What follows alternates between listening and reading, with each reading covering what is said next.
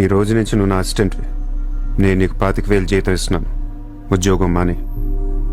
నేను ఉద్యోగం మానేలా? నేను నీ అసిస్టెంట్ నా?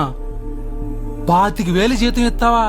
అబ్బో రే, నేను డబ్బులు పంపిస్తే గాని ట్రైన్లో రాలేవు, ఇప్పుడు 100 ఇస్తే గాని మధ్యాహ్నం భోజనం చేయలేవు, తింటికి తికానా లేదు గాని నేను నీ అసిస్టెంట్ని, నువ్వు నా జాబ్.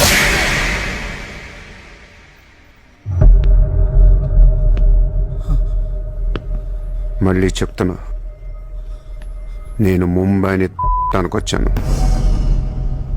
నువ్వు నా అసిస్టెంట్వి. నీకు 25,000 జీతం. నువ్వు ఆఫీస్కి వెళ్ళట్లా. భయపడ్డావు మావా? అవును మామ, భయం వేసింది.